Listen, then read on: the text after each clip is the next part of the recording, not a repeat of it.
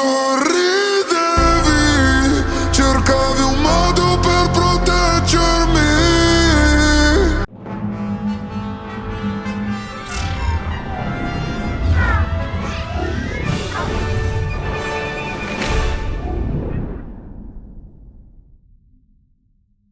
Amiche ed amici di Storia di Fumetti e Cinema, ben ritrovati, io sono Enrico. Io sono Venom. No, tu non sei Venom, tu sei Mario. E noi non siamo Venom, ma noi siamo Storia di Fumetti e Cinema, appunto l'angolo dove parliamo delle nostre passioni a 360 gradi. Ovviamente oggi parleremo del film che abbiamo visto poche ore fa, un'oretta fa circa. Sì. Ecco, un'oretta fa circa, ovvero Venom 3 The Last Dance. Prima di incominciare ovviamente a parlare di questo film, però vi ricordiamo di iscrivervi al canale, attivare la campanella, lasciarci un like, un commento, mi raccomando, un commento, anche solo un piccolo ragnetto. Anche perché dalle analytics abbiamo visto che il 75-79% di quelli che guardano i nostri video non sono iscritti. Quindi semplicemente cliccare su quello ci aiuta e aiuta anche a comparire nel grande algoritmo del tubo. Quindi iniziamo con una nuova puntata de Il buono e il cattivo, in cui cercheremo di trovare anche il buono in Venom The Last Dance. Di trovare anche il buono in Venom The Last Dance, esatto. Iniziando col buono e il cattivo, diciamo anche che faremo anche spoiler, ma a un certo punto, perché comunque la recensione uscirà proprio a ridosso dell'uscita del film, quindi proviamo un attimo a dare delle indicazioni non spoilerose, poi a una certa vi indicheremo per l'inizio degli spoiler. Esattamente. Quindi partiamo da un po' di infarinatura, diciamo, generale, ok? Quindi terzo capitolo di Venom, ultimo capitolo con Tom Hardy, ultimo capitolo annunciato appunto dal Sony Marvel Universe, tra molte virgolette, di questa saga che nel corso del tempo in realtà è riuscita ad avere anche un discreto successo commerciale. Ed è quello che stavamo guardando in questo momento. Il primo film aveva incassato ben 856 milioni. Fammi vedere il secondo. Cioè tantissimo, tra l'altro, sì. Cioè, se posso dirla tutta. E che anche da un punto di vista prettamente di riconoscimento del grande pubblico in realtà aveva ottenuto degli ottimi consensi. Il secondo aveva 506 milioni, quindi già un calo di 300 milioni. Vedremo come andrà questo terzo. Esattamente, che tra l'altro mi permetto anche di dire che cade in un periodo molto particolare per chi va a leggere opere, passatemi il termine, derivative, perché poi dovrebbero esserlo, ma come abbiamo visto a volte proprio no. E infatti secondo me poi dovremmo anche scindere giustamente quella che era la nostra aspettativa rispetto a quello che conosciamo del personaggio di Venom e quello che poi A abbiamo visto, B hanno costruito o volevano costruire. Esatto. Si chiude quindi un cerchio, finalmente. Si chiude questa... Si chiude? Si chiude. Perché No, si chiude. Poi magari approfondiremo un po' la parte spoiler, però si chiude, salvo non incredibili ribaltoni che ormai mi aspetto di tutto. Però sì, si chiude. E quindi non vedremo più Tom Hardy, a meno che non voglia riapparire in Secret Wars. Tanto ormai certo, tu dici, ma anche se non ce lo giochiamo, figurati. Ma magari anche con Topher Grace, il fu Venom del terzo film di Sam Raimi. Mamma mia, l'avevo rimosso, te lo giuro, Ma guarda, però non era male. Devo dire, non era male. Secco, perché comunque Tom Hardy cioè, posso dire che nel 2016, quando annunciarono comunque il Venom e annunciarono Tom Hardy come scelta di casting per Eddie Brock, ero anche contento, perché comunque ci sta, era il physique du role, c'era. Certo. E c'era un problema di fondo, Mario. C'era un problema di fondo. E questa è un po' la grande tesi di questo video, almeno per quanto mi riguarda, e che potrebbe essere applicata a tutti i film di questa saga, cioè che non si può fare un film di Venom senza Spider-Man, basta. No, senza girarci troppo intorno. Beh, infatti, allora, facciamo una cosa, iniziamo un attimo dal buono, perché ok, c'è da dire una cosa. Questa trilogia, che potrebbe essere, citando un nostro format, una trilogia mal cagata. Sì. Però alla fine dimostrano i numeri che non lo è stata. Ecco. Esatto, cioè quindi il pubblico qualcosa ci ha visto in questa sgangherata coppia che è stata formata, ed è forse proprio questo, essere sgangherato, ed essere stato la forza di questi film, cioè quello di averti provato a fare empatizzare con questa strana coppia che era creata tra Tom Hardy e Tom Hardy, perché alla fine la voce di Venom era sempre quella di Tom Hardy. E quindi dai, proviamo un attimo a dire il buono è questo. Dai. Sì. Tu stasera fai grande fatica. No, dai, però voglio provare. Perché... questa sorta di appunto di strana coppia dove avevamo provato a rendere Eddie Brock barra Venom la chiave comica. Ma è la linea comica, René. Non è la linea comica! E anche in questo film, anche in quest'ultimo The Last Dance, ovviamente le cose sono andate in quella direzione lì. Abbiamo toccato momenti che poi andremo appunto a sviscerare meglio, però appunto nel non essere Venom, perché io questa cosa qui fatico a considerarla Venom e dovremmo toccarlo questo argomento. Su questo potremmo discutere, poi ne parleremo. Nel non essere Venom, perché io diciamo da lettore delle storie Venom mai mi sarei aspettato una storia comica con questo tipo di lettura comica, okay, del rapporto tra Eddie e il simbionte. Ad un pubblico più mainstream che non ha questa conoscenza del personaggio comunque ha preso, perché altrimenti i numeri non avrebbero premiato e non avrebbero fatto 3 capi. Oddio, forse li avrebbero fatti lo stesso, non lo so. Non siamo nella testa dei dirigenti Sony. Però appunto questo è stato ciò che è stato premiato. E guarda, in questo film l'hanno portato avanti. Io sono d'accordo con te, nel senso che sicuramente hanno raccolto ciò che aveva funzionato soprattutto nel primo film, in termini di appeal comico e di gag potenziali tra Tom Hardy e appunto se stesso. Secondo me, ne parlavamo prima di girare la puntata, si vede che c'è una sorta di affetto da parte di Tom Hardy per il ruolo, per il personaggio, l'ha anche dichiarato in più interviste, in più dichiarazioni, quindi probabilmente si è sinceramente divertito a fare questo personaggio. È stato un suo guilty pleasure. È stato un suo guilty pleasure, assolutamente. E secondo me, ecco, ci sono anche delle scene divertenti anche in questo film. Cioè ogni tanto ti scappa il sorriso, tante altre volte, ma questo lo toccheremo nel brutto, si vuole creare la scenetta comica ma non si ride e ci si trova quasi in imbarazzo. Noi non abbiamo riso perché poi abbiamo detto, ecco, c'era una sala che era piuttosto piena. Già. E le risate ci sono state, quindi tra l'altro cosa non comunissima, no, ultimamente andando a vedere film di supereroi. Quindi continuo a dire, un certo tipo di pubblico è stato preso. Appunto, come mi riallaccio un attimo a quello che stavo dicendo prima. Se poi questo pubblico abbia effettivamente avuto, diciamo, sia effettivamente entrato in contatto con quello che sia Venom, questo è un altro discorso. Ma io la domanda che ti voglio fare è: secondo te tutti vogliono entrare in contatto con un personaggio, tutti vogliono empatizzare, tutti vogliono cercare qualcosa di così profondo? Non ti parlo di empatia. In realtà sì, perché anche nelle storie più stupide e banali l'empatia è quello che ti fa stare in una storia, altrimenti ti annoi dopo 2 secondi e cambi canale. No, il discorso che facevo io era proprio, cioè, queste persone non hanno conosciuto il Venom, passatemi il maniaco, ma nemmeno il protettore letale, No. Non è Venom questa cosa. Ma no, perché non si può. Allora, guarda. Però comunque gli è stato bene. Cioè, nel senso, è una sorta di discorso che abbiamo fatto anche per Joker. Cioè, il Joker che abbiamo visto nel secondo film, io continuo a sostenere non sia Joker, sia Arthur Fleck, e mi va bene la storia di Arthur Fleck, ma non la posso considerare quella di Joker. Ma così non vuole neanche Todd Phillips, tra l'altro. Vabbè. Mi fa piacere per Todd Phillips.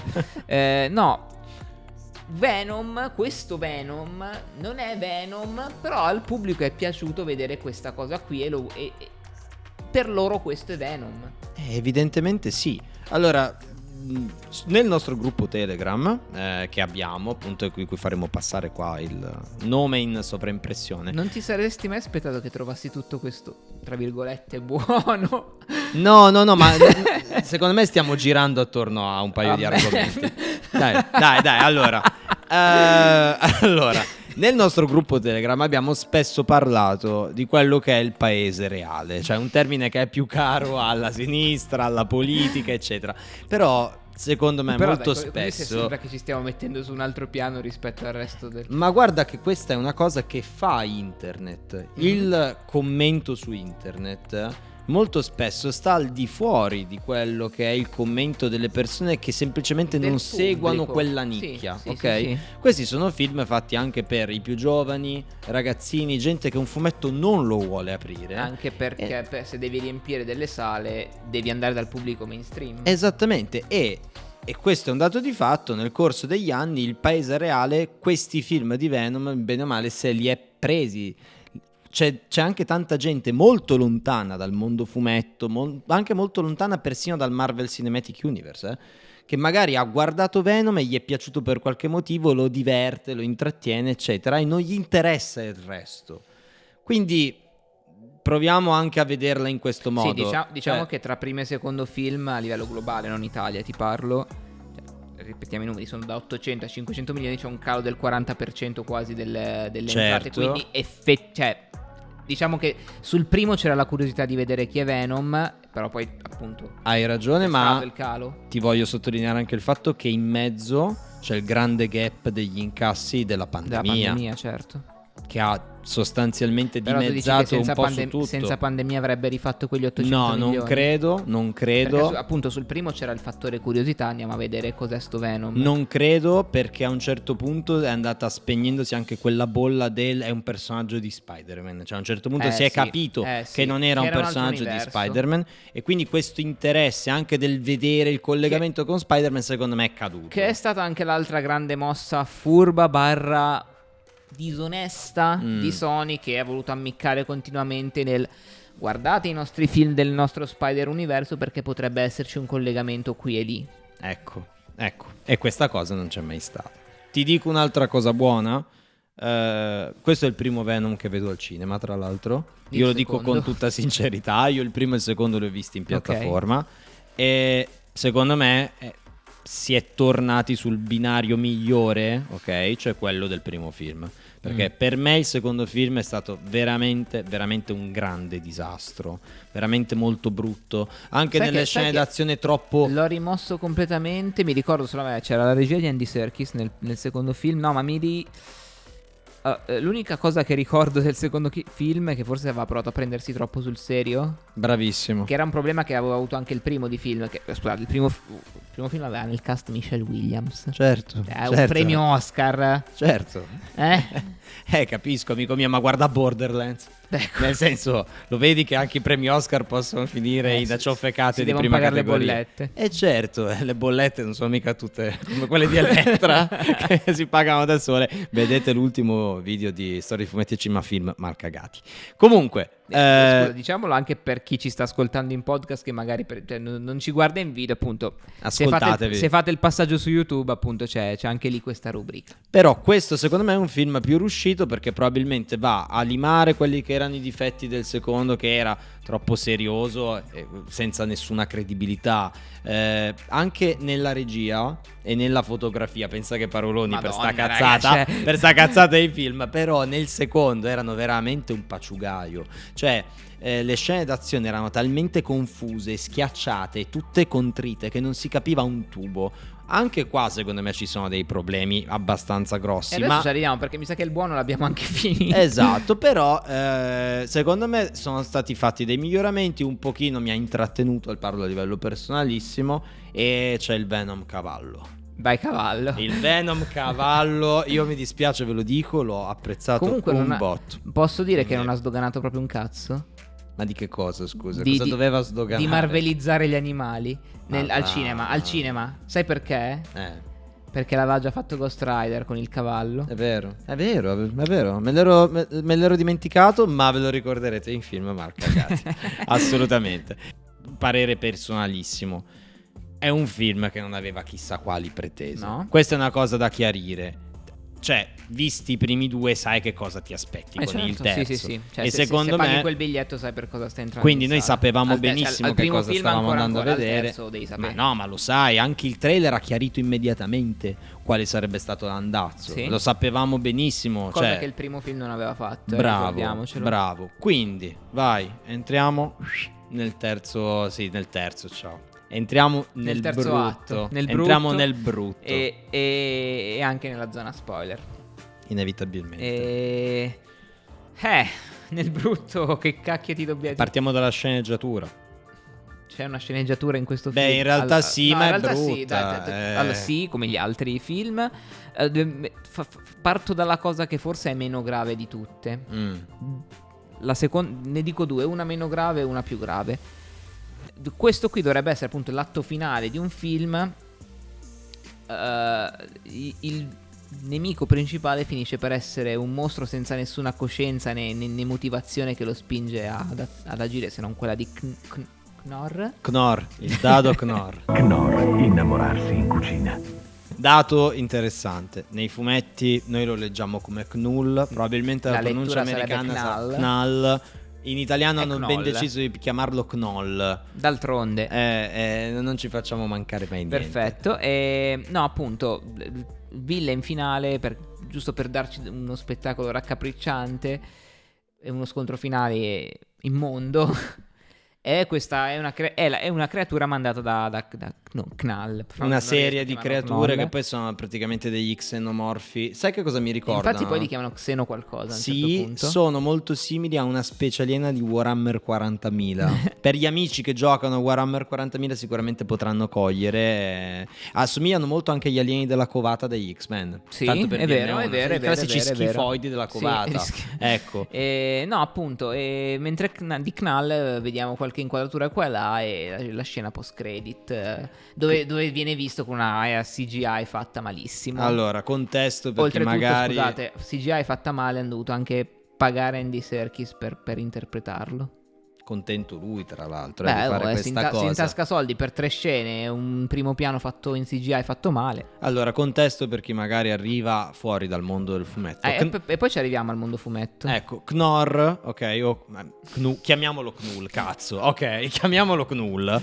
Allora, chiamiamo Knull, le cose col loro nome. Ecco, Knull è il personaggio appunto introdotto negli ultimi anni come creatore della necrospada, che tra l'altro utilizza gore in Love and Thunder, anche se è un altro universo. Sì, è spero. Il creatore Spero. Esatto, è il creatore dei simbionti, è un'entità cosmica potentissima perché è il re del nulla, del vuoto, sì, ok? Sì. E in quanto tale è una delle forze. E lui è il creatore dei Clintar, che è la razza dei simbionti. Esattamente. Quando si è deciso di dare dignità ai simbionti, e su questo prima o poi potremo fare uno speciale a riguardo. Chi l'ha reso così importante nella geografia Marvel, nella cosmogonia Marvel, è stato Donny Cates, sì, che è un autore che per un grande periodo di tempo appunto ha seguito la serie regolare di Venom, una run che è stata sicuramente importante per il personaggio, e su questo nessuno vuole metterci. L'ha messo letteralmente al centro dell'universo. Esatto, e poi ha dato una lunga serie di importanti, ha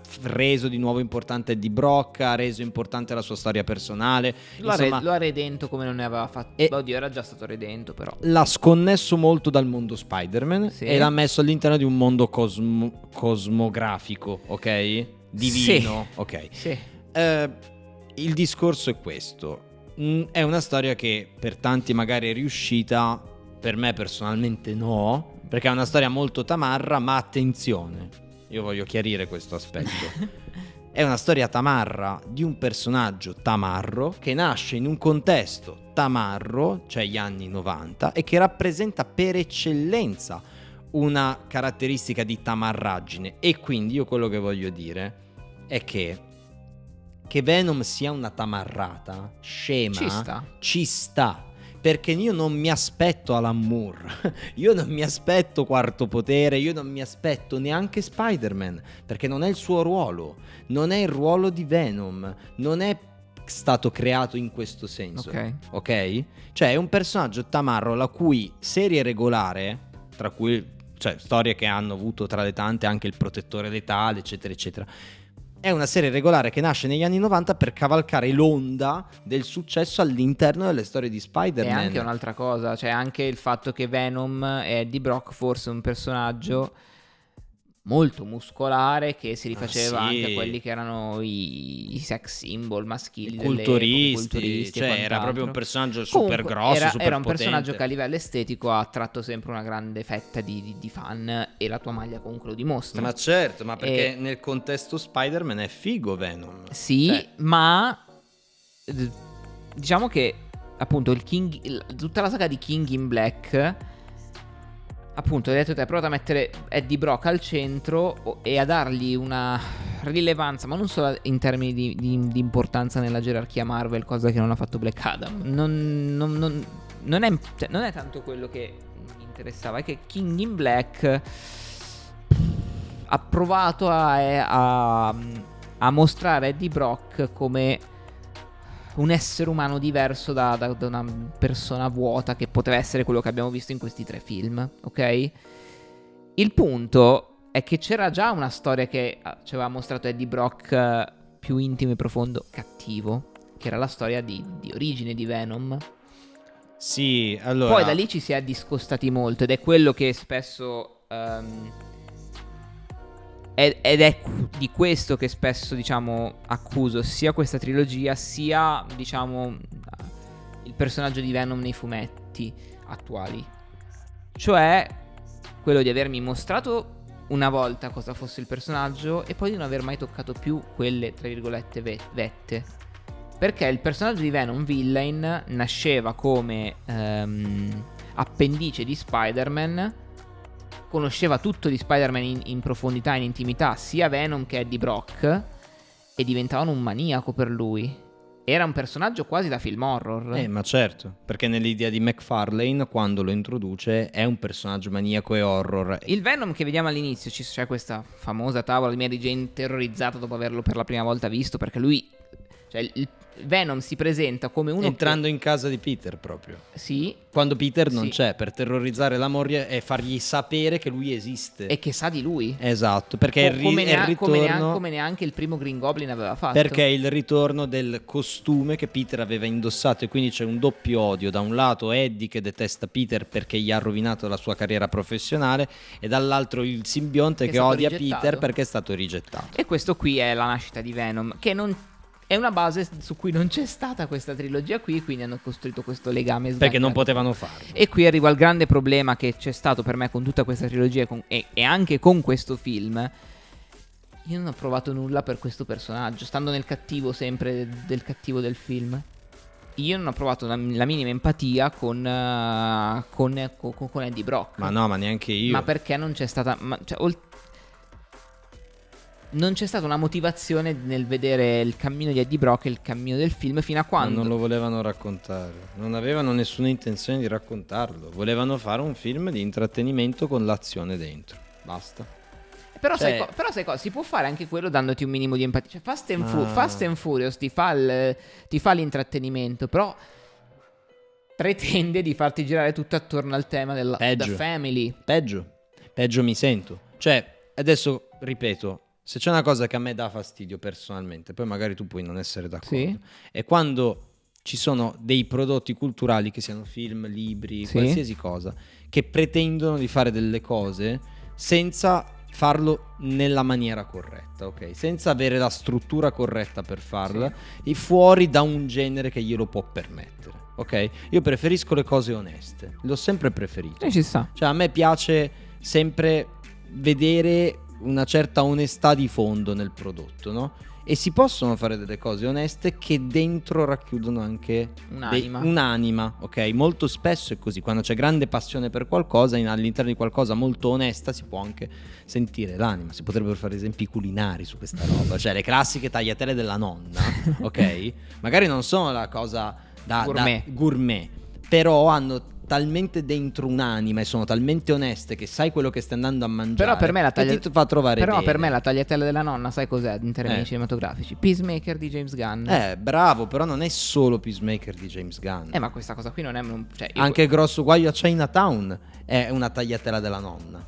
Il discorso è che al di là di tutto, tu mi dici di Fast and Furious, ma Fast and Furious peggio mi sento che mi vuole anche dare un messaggio di chissà quale tipo. Io voglio solo vedere le macchine che corrono. E tra l'altro ti potrei dire che nei primi 3 capitoli, esagero persino il quarto, sì. ok, in realtà c'è anche quello. Quindi è negli ultimi che c'è questo svarione totale. E però è da lì che nasce tutto il fenomeno che poi ha portato a questo Venom, perché c'è una fetta di pubblico che comunque si è affezionata a quell'azione lì. Che gli devi dire? Sì. A me questo film, cioè, per me la sceneggiatura di questo film è terrificante. Vogliamo parlare di un'altra cosa orrenda? No, finiamo di parlare della sceneggiatura, ok? Perché il problema di fondo è enorme, cioè, al di là del problema di tutta la trilogia di voler fare un film su Venom senza Spider-Man, in questo film si riparte dall'ultimo punto in cui ci siamo lasciati, in Spider-Man No Way Home. No Way Home, ok? Ma il film si apre subito, de botto, con questo Knorr, ok? Che sta nel suo trono e decide di spiegarci questa sua invasione di questo nuovo concetto, appunto, che è il Codex che ha dentro Eddie perché è stato resuscitato dal simbionte, eccetera, sì, eccetera. Una cosa strana che potrebbe essere capitata 1.000 milioni di volte anche nella storia dei simbionti, ma a quanto pare mai capitata sta cosa. Vabbè. Assurdo, cioè tu chiudi una trilogia, appunto come dicevi tu, senza praticamente fare una battaglia contro il nemico finale, perché l'idea Sony è quella di farci poi anche qualcosa dopo. Ma perché quello, cioè tu dicevi al film serve l'anima, e qui non c'è stata l'anima. Certo, perché io avrei voluto vedere un grande scontro finale contro Knull, perdonami, finisco solo di dire questa cosa, che poteva anche finalmente collegarsi a quella tamarrata del fumetto che poteva essere almeno figa, ok? Cioè in King in Black, per quanto a me non piaccia, cosa che viene ripresa anche dal videogioco Spider-Man 2. Ecco, c'è questo grande scontro finale. A un certo punto è proprio da manga questa roba. Cioè a un certo punto Venom addirittura gli sbucano fuori le ali, diventa dio dei simbionti lui. Quindi è una cosa zarrissima, ma zarra tamarra figa, sì. ok? E a un certo punto mi aspettavo che venisse fuori anche in questo film, so bad, invece no, manco quello, capito? No, quindi torno alla cosa che dici prima, cioè un film a cui è mancata l'anima, cioè lo scontro finale non è che è brutto perché è stato Eddie contro il mostro. Lo scontro finale è stato brutto perché non c'è stata cioè in una storia, per quanto possa essere leggera quanto vuoi, come dicevo prima, ti serve l'empatia, perché è quello che ti tiene attaccato a un personaggio e ti fa dire a te spettatore: voglio vederla questa storia, voglio vedere dove mi vuole portare il cammino, il percorso di questo personaggio. Nello scontro finale ci dovrebbe essere appunto il conflitto finale tra due opposte identità, tra due opposte idee che si confrontano, e qui questo non c'è stato. Certo, perché lui si confronta solamente contro questi mostroni che non hanno un cervello. Sono gli sgherri, non sono i villain quelli. Piccola cosa visiva che mi è piaciuta, così poi la piantiamo, le cose che mi sono piaciute. Quando questi mostroni mangiano robe, esseri umani eccetera, l'effetto GTA San Andreas, fa effetto mieti trebbia ed esce proprio il sangue dall'altro lato della testa. Gore carino. Sì. Carino. E infatti si vede che il regista era compiaciuto a questa roba. La regista ce l'ha fatta vedere 100 volte questa cosa. Anche con i simbionti. Era molto compiaciuta di questo. A proposito di cose di scene vogliamo commentare un Venom che ha evidenti problemi di ludopatia? Il giorno delle sue nozze mi dicono qua, lei è andata a giocare ai cavalli. È regolare. Guarda, allora, non è il peggio che ho visto, però devo essere sincero, non sto piangendo, mi è entrato un bruscolino nell'occhio. No, il tema è che la scena al casino è veramente delirante. Io penso che allora a un certo punto Eddie arriva a Las Vegas, pesta un tipo che gli piscia sulle scarpe e gli ruba il vestito, e allora entra nel casino. Tra l'altro, scusami, pesta un tipo e gli ruba il vestito. Cazzo, questi ma anche i fumetti per scrivere la sceneggiatura hanno letto, visto perché che Venom potrebbe fare i vestiti, però nei film non ce l'ha mai fatto vedere, quindi vaffanculo. Vabbè, amen. Però il tema è questo gli piscia sulle scarpe, Eddie lo mena, gli ruba lo smoking. Noi pensiamo che poteva essere un buon James Bond, il Tom Hardy, ormai adesso non lo so perché è un po' imbolsito, però vabbè. Entra al casino e Venom prende il sopravvento e diventa ludopatico e inizia a giocare. Scena che voleva far ridere e non ha fatto ridere. No, guarda, veramente una scena folle, cioè, ero sconvolto da questa cosa. che degenera ulteriormente con l'infame. Dancing Queen. Okay. Ormai è infame sull'internet. Quando noi usciremo ne starà già parlando mezzo internet. L'infame scena in cui Venom gli sale la scimmia e vuole ballare con la signora Chung. Scena trashissima, veramente oltre la barriera del trash. E poi ci sono una serie di cose sbagliate proprio in questo film, ma proprio anche in termini di dinamica. Capisco che Venom sia un antieroe, la rava, la fava e non gli interessa di salvare la gente, però a un certo punto gli arriva uno schifoide su un aereo, lo schifoide, Venom se ne libera, lo schifoide finisce nel turbine dell'aereo e l'aereo precipita con un botto di gente dentro e Venom se ne va col suo paracadute Venom che tra l'altro quando atterra poi gli ritorna su per il... sì, cioè, ma vabbè. L'hai raccontato con un'emozione e un entusiasmo tutta questa cosa. Dai, non ci volevo veramente credere, davvero. È una roba che non ci si crede. Cioè, è pieno di fesserie sto film. Sai cosa? Che adesso passeremo noi per i rosiconi perché sto film andrà bene, incasserà. Ma io me lo auguro, io te lo giuro, io me lo auguro. E noi passeremo come quelli che non ci hanno capito un cazzo, perché alla fine al tu in pubblico... particolare. Sì. Tu in particolare. Ma me la prendo tutta. Ma sì. Cioè, io mi ricordo... Scusate, adesso fuori onda io raccontavo di come dovetti, diciamo, difendermi da chi mi accusava dopo il primo film di essere un radical chic perché dicevo che era un film di merda. Madonna, addirittura. Raga. Addirittura? Raga, così è. Allora, allora, secondo me, guarda, su questo su questo io e Mario discutiamo molto spesso. Secondo me c'è una divergenza di fondo tra noi due su quella che è l'interpretazione di queste cose. Io tendo a dare dei bollini di intenzionalità ai film e ai prodotti. Cioè io sono sicuro che se Venom è Venom, io mi aspetto quella roba là. Non pretendo niente di più. E io con questo film lo sapevo. Ecco. Su questo, io mi arrabbio. Il primo film non si era presentato in questo modo, l'abbiamo detto prima. Esatto, io mi arrabbio molto quando una cosa invece si presenta in un modo e ha tante pretese ed è una presa in giro. È una presa in giro, ma poi come dicevo prima è un problema di empatia. Cioè se io non trovo empatia con un personaggio c'è un problema di scrittura, magari poi è un problema mio e si può analizzare tutto. Ma ripeto, scrivetecelo nei commenti. Sì. Qual è secondo voi la posta in gioco di questo film per chi l'ha visto o di tutta questa trilogia? E cos'è che vi possa, a chi è piaciuto, cosa vi ha legato a questo Eddie Brock? Altra cosa, così andiamo anche verso le battute finali, si chiama The Last Dance. Poi ci mostrano questa scena finale con Knorr che dichiara vendetta, dichiara di voler tornare. Dobbiamo toccarlo l'argomento anche perché sul nostro gruppo Telegram trovate tutti i contatti sotto. Se ne stava parlando. Scena finale, Knorr che dichiara vendetta, Knorr figlio di Khmer. Esatto. E parte di simbionte che sembra essere ancora rimasta sulla Terra. Secondo numerosi scoopers pare che la trama di Spider-Man 4 ruoterà attorno a questo famoso Knoll o Knull che dir si voglia e quindi che dire. Cioè, se è veramente così è un supplizio. Cioè, davvero, perché Spider-Man No Way Home si conclude con il compimento del percorso dell'eroe che finalmente diventa Spider-Man dopo averne conosciuti 16. Allora, diventa Spider-Man. È Spider-Man, c'ha la tuta di Spider-Man che noi intravediamo, eccetera, eccetera. E non ha più niente. E tu dici, bene.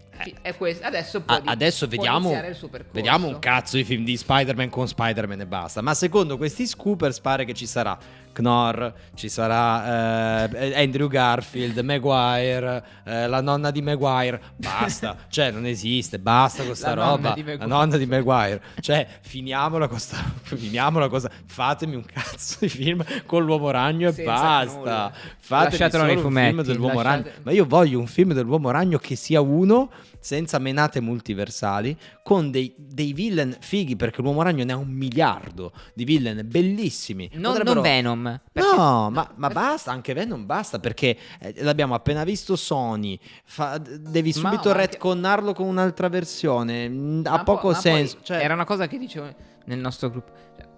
l'hai detto tu, questo Spider-Man è appena nato sostanzialmente. Se gli dai già Venom, non c'è nessuna maturità subito, per poterglielo fare. Pam, così, subito il dark side del personaggio. Poi non c'è tutto Secret Wars. Potrebbe essere quello un espediente intelligente, Secret Wars, per buttarlo dentro, per buttare dentro Venom, quello sì, per il fanservice. Però basta. Non voglio più parlare di rumor, non voglio più parlare di possibili collegamenti. Guarda col Mario, ti multiverso. dico solo voglio una roba. l'uomo ragno. Esatto, io quello vorrei, l'uomo ragno. Però l'uomo ragno, da Venom siamo passati all'uomo ragno, perché è così che dovrebbero andare le cose. io l'uomo ragno, per come lo voglio io, per come piace a me, non lo vedo da tanto tempo.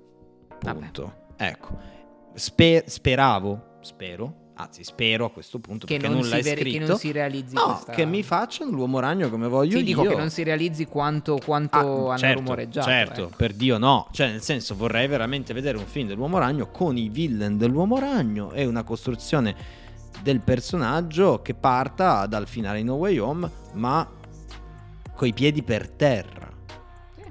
Il problema è tutto... Coi piedi a New York. Coi piedi a New York. Il problema, sai qual è? È tutto quello che incombe su questo film. Cioè tutto il piano di costruzione che porta a Secret Wars, che finirà con un Ti odio 6000. Bellissimo. Non vedo l'ora di vedere Doom Junior che guarda Doom Junior che guarda Peter che non è Franklin Richards, tra l'altro. Peter che hai fatto: ti voglio tanto bene, Mr. Stark, ti strodio, pezzo di merda 6000. Cioè, proprio non vedo l'ora. E quindi che dire, veramente questo Venom per me non è una zuppa di feci come si parla, ma feci una zuppa. È un filmetto, è un B-movie, nel senso, per me è un 5,5, dai, via. Signore della grande rubrica, è una trilogia da film mal cagati? Per ora no. No. Per ora no. Ma solo perché vuoi farla sedimentare un po', immagino? Caro mio, no, per ora no. Ok. Per ora no, perché i numeri gli danno perché ragione. I numeri per ora gli hanno dato ragione. Poi se Venom 3 farà un super flop, questo è un altro discorso. Ma sai, su film a cagati potremmo anche dire che Spider-Man 3 di Raimi per alcuni potrebbe rientrarci, ma per me non ci potrà mai rientrare, perché fa parte di una trilogia troppo di successo, quindi... Vabbè, ma ha anche dei clamorosi momenti quel film. Per me comunque è un gran film. Ne parleremo in un altro momento. Quindi, detto questo, se voi avete visto il film, fateci sapere cosa ne pensate con i dovuti modi. Come al solito vi ricordiamo nuovamente di iscrivervi al canale, attivare la campanellina se vi piacciono i nostri contenuti, se ne vorreste ancora. Vi ricordiamo tutte le nostre rubriche, appunto, sono sempre sulle nostre pagine Instagram e sul nostro canale YouTube. E niente, direi che abbiamo detto tutto. Alla prossima. Ti amo 6000.